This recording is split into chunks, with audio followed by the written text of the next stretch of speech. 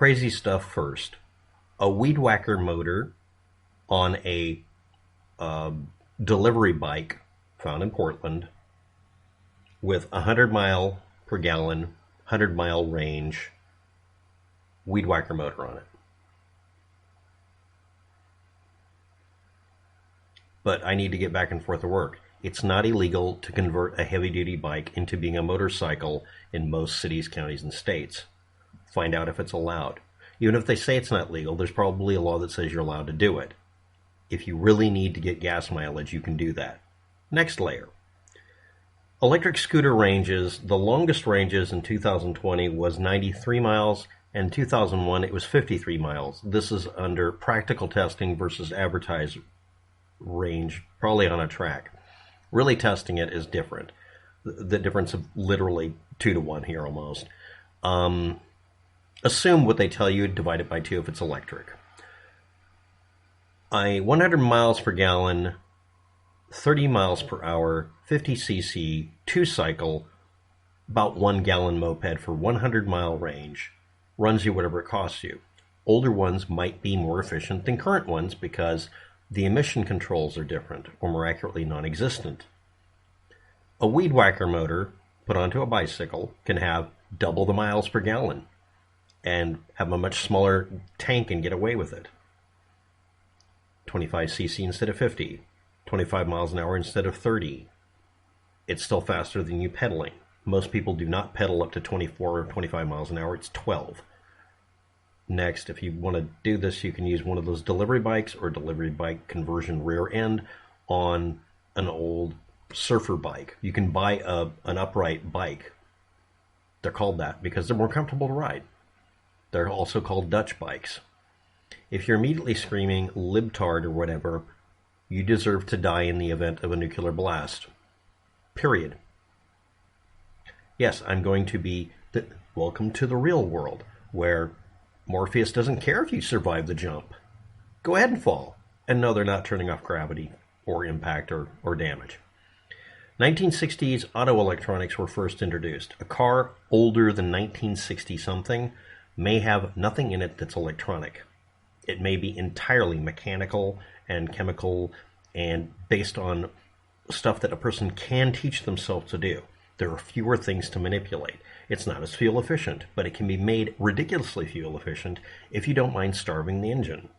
It's gutless, but on flat land you can force it into high economy mode, and some of them even had a little slider to put it into economy mode.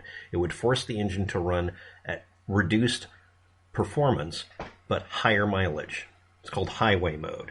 It takes about 25 horsepower to push the average modern day car down the road. 1960s cars, there's this transition period just before the 70s or during the 70s where they still use the same engines and the same systems, where economy mode can be slid into on a very small number of them, or you could just figure out how to do it by doing your own knobs and stuff, to where you could take one of these unibody, lighter, beer can, quote-unquote, type cars and get even more gas mileage out of them. Or you can look up lies on YouTube about making the magic carburetor happen. And they're EMP proof because they don't have anything to EMP. You can make these basically super oscillation systems work that way. And you can throw it into performance mode if you have the switch or can set it up as, look up patents. You're just going to have to look up lots of 1970s gas crunch patents. You can convert anything to that. The car body doesn't care what kind of engine you're running.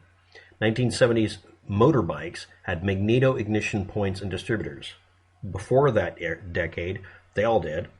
And in 1970s, you can find them. You can also find conversion kits. They're incredibly reliable. Pedal bikes can be 3-speed or single-speed. I prefer single-speed because there's fewer things to screw up. They can be 3-speed or single-speed and nearly indestructible drivetrains because everything's sealed and it's almost impossible to fuck them up. It's a chain. You put the guard on it. Yes, you Pee Wee Herman your bike. Shut up and do it. Let people make fun of you. You're the one able to pedal out of by splitting lanes on a locked up highway. You can pedal through or hit the gas button and go through. Whether it's an electric motor, gas motor, you are the one able to get out. And you might want to look up all the maps in your area and avoid the highways. Yes, that's a joke from the Matrix, too. It's not really a joke. Electric scooter range maximum 93 miles as of 2020. In 2021, the maximum tested mileage was 53, telling you exactly what salespeople do. Dualtron X2 versus the Nami Bernie. Diesels, gas engines, cars, trucks, pickup trucks. Which ones are EMP proof? Which ones have the best gas mileage? Gas mileage is not something that people treat apolitically. There are conservatives I have met, and most of you have talked to, that think that having good gas mileage so they save money is some sort of conspiracy by Obama and Hillary and shit. So that's why you have 25 to 30 miles per gallon vehicles. That's the effect of doing highway and stop-and-go traffic and sitting in traffic mode vehicles. The miles per gallon on one that's a hybrid or electric switchable is always better because you can run the most efficient method that would work at that moment if you want to. Again, you can throw it into highway or efficiency mode, economy mode.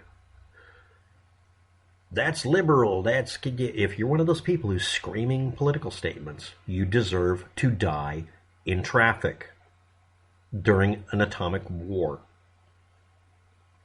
I want you to die because there are fewer of you idiots getting in the way of me driving a stake in the ground to put up a tent. Gas and diesel 1980s and 1990s cars with 30 to 25 miles per gallon, cars or trucks or pickup trucks, having extensive electronics in them to make the test not fair, with hauling and or living ability in them. This included pickups with a camper on it. This included grocery getters or modern SUVs. Obviously, most of them SUVs.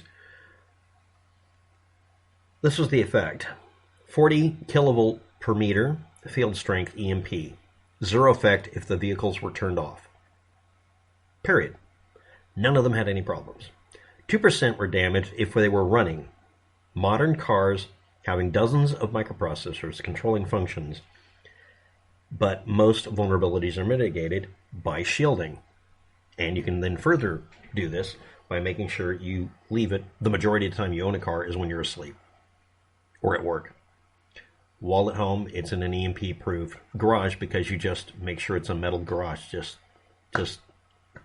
Just clad the outside of your garage with metal. Spray paint it or whatever you got to. Get the homeowners association to shut the fuck up or just put the metal on the inside like I would advise. It's not that hard. And no, you don't have to pay a contractor. It's not legally required to have a contractor.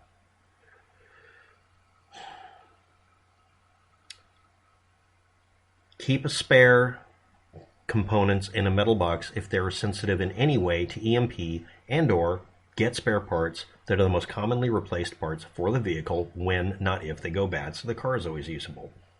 Own 2 cars. Have one that's your war wagon or whatever, a pickup truck, a work vehicle, something you can carry things in. Or, in my opinion, a 1970s, 1980s station wagon. Get an old one, completely field strip it down to nothing, and then make it work. They're also low slung, and they tend to take impact a lot better. And if you want to really push it, get a millimeter hearse. Literally, the carriage of the dead. Next. Of 37 running cars made from 1986 to 2002, 25 had a nuisance malfunction till a restart, if they were running, but they kept running. 8 ignored the EMP entirely. This isn't an EMP testing system. 3 stopped and needed to be restarted. 1 needed a new dashboard, so all the information is gone, but the car still ran. Why is it that it still ran? Because the engine is a source of noise. Everything is a source of noise, so they have to shield it just to make it not get confused about what signals are coming in. The engine will still work. It will still accelerate. It may have trouble, but virtually all automatic transmissions are based on a different kind of computer, hydraulic. They're based on fluid systems. Unless there's some sort of electronic controls that would interfere with you being able to change gears or be able to go forward and reverse bare minimum, the vehicle will always work. as long as it doesn't affect the engine that much. And again, they're shielded because they need to, otherwise they get information confused. Field strengths in all of those cases were within that range, anywhere from 50 all the way down to 30 kilovolts per meter.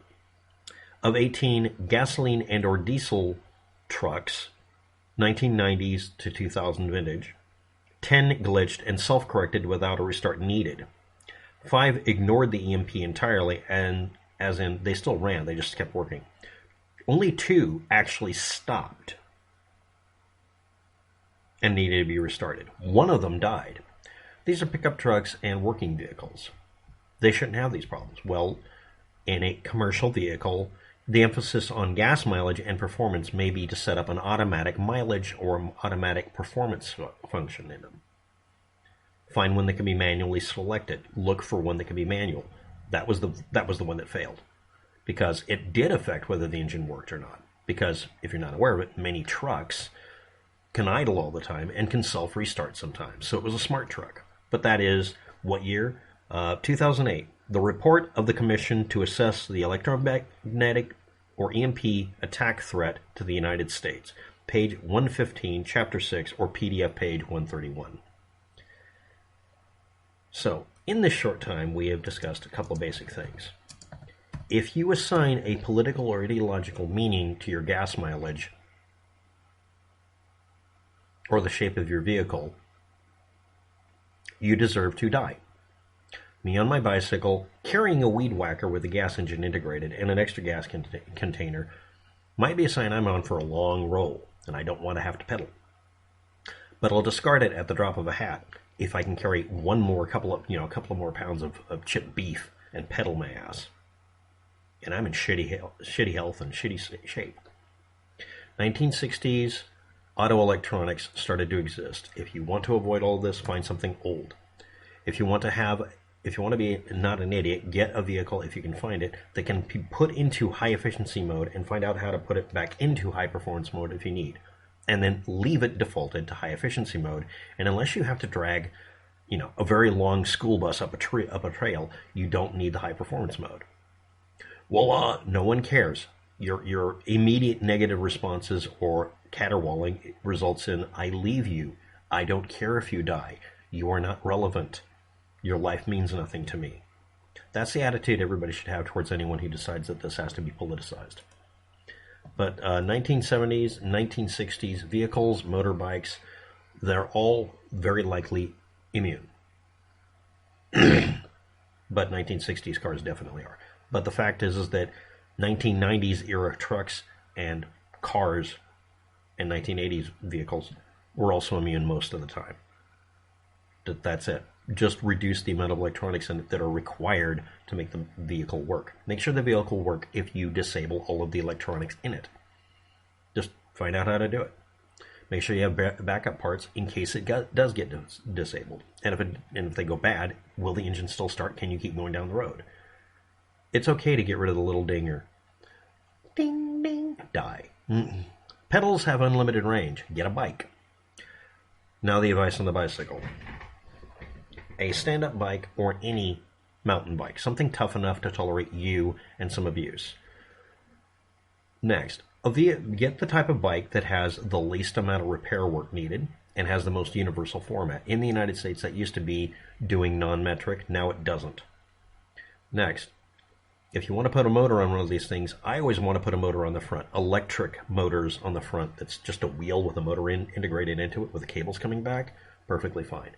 Putting a gas engine on the front, that throws you off too much. I've done the experiment. Get a bike rack. That's the luggage rack on the back. Get one that's heavy duty. Get a good one. Bolt it to the bike. Make it part of the bike. Weld it on if you have to. Make sure you know how to take the bike completely apart, clean it up, and put it together again. If possible, get a bike with 1 speed, maybe 3, with everything so hard to get at, as far as dirt only, that there's no problem with it ever going bad. And learn how to take it apart, clean it, put it together again. Coaster brakes work. And if you want to put a motor on it, just put it in no pedal mode like you're going downhill and then use the throttle. Electric or gas is fine. Or none is fine. Or get a moped. You can still pedal most mopeds. Don't get a moped you can't pedal. And again, cars are just fine and not really a big deal, and they act as housing as well. Thanks for watching. Have a good day. Good